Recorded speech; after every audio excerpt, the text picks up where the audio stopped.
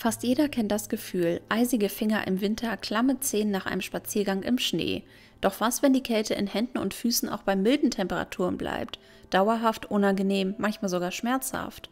Für viele ist das ein alltägliches Phänomen, das sie einfach hinnehmen. Dabei kann ständiges Frieren in den Extremitäten mehr sein als bloß ein harmloses Temperaturempfinden. Es kann ein Warnsignal sein, denn die Durchblutung unserer Hände und Füße wird fein reguliert.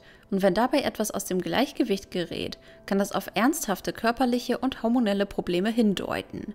Die folgenden Krankheitsbilder zeigen, was kalte Hände und Füße über unsere Gesundheit verraten können. Nummer 1. Durchblutungsstörung und periphere arterielle Verschlusskrankheit. Wenn die Arterien verengt sind, etwa durch Arteriosklerose, kommt weniger warmes, sauerstoffreiches Blut in den äußeren Körperregionen an. Hände und Füße kühlen dann rasch aus, wirken blass oder sogar bläulich. Besonders bei der Schaufensterkrankheit treten zusätzlich Schmerzen beim Gehen oder Taubheitsgefühle auf.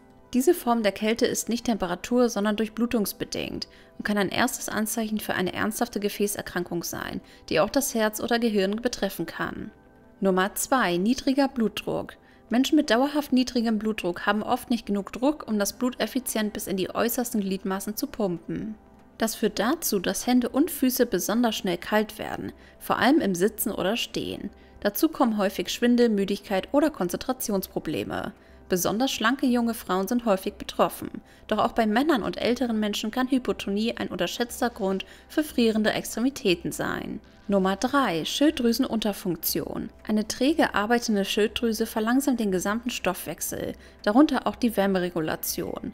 Menschen mit Hypothyreose frieren schneller, haben oft kalte Hände und Füße, trockene Haut, brüchige Nägel oder sind antriebslos. Die Kälte ist in diesem Fall nicht durch die Umgebung, sondern durch die hormonelle Drosselung des inneren Heizsystems bedingt. Wird die Schilddrüse wieder ins Gleichgewicht gebracht, verschwindet auch das ständige Frieren. Nummer 4. Raynaud-Syndrom. Beim Raynaud-Syndrom ziehen sich die Blutgefäße in Fingern und Zehen krampfartig zusammen, oft ausgelöst durch Kälte oder Stress. Die betroffenen Stellen werden erst weiß, dann bläulich und schließlich rot, sobald die Durchblutung wieder einsetzt. Dieses Phänomen kann sehr schmerzhaft sein und ist typisch für junge Frauen, tritt aber auch bei Autoimmunerkrankungen wie Lupus auf. Das Raynaud-Syndrom ist mehr als bloßes Frieren, es ist eine Fehlreaktion der Gefäße, die ernst genommen werden sollte. Nummer 5. Diabetes und Nervenschäden. Langjähriger Diabetes kann die Nerven und Blutgefäße schädigen, besonders in den Füßen. Die Folge? Ein gestörtes Temperaturempfinden, Taubheit oder brennende Kältegefühle. Auch wenn die Füße objektiv warm sind, empfinden Betroffene sie oft als eisig. Diese kalte Form der Neuropathie ist trügerisch, denn sie kann zu Wunden führen, die schlecht heilen, ohne dass sie bemerkt werden. Kalte Füße bei Diabetes sind deshalb ein möglicher Vorbote ernster Komplikationen. Nummer 6. Eisenmangel. Eisen ist nicht nur für den Sauerstofftransport wichtig, es beeinflusst auch die Temperaturregulation. Menschen mit Eisenmangelanämie klagen häufig über kalte Hände und Füße, Müdigkeit und Blässe. Der Körper spart bei niedrigem Hämoglobin gezielt Wärme in den lebenswichtigen Organen und kühlt peripher ab.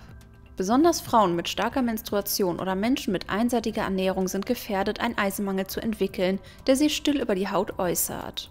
Nummer 7. Autoimmunerkrankungen wie Lupus oder Sklerodermie. Autoimmunprozesse greifen im Körper manchmal auch die kleinsten Blutgefäße an, besonders in Fingern und Zehen. Entzündungen, Gefäßverengungen und Gewebsveränderungen führen dazu, dass die Durchblutung massiv gestört wird.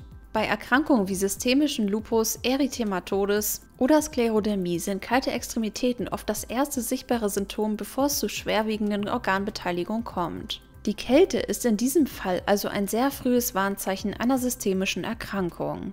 Und Nummer 8. Angststörungen und chronischer Stress. Auch die Psyche kann frieren lassen. Bei Stress, Angst oder Panik schaltet der Körper auf Überlebensmodus. Das sympathische Nervensystem wird aktiviert, Blut wird aus den Extremitäten in die Körpermitte geleitet, weg von Fingern und Zehen hin zu Herz und Muskulatur.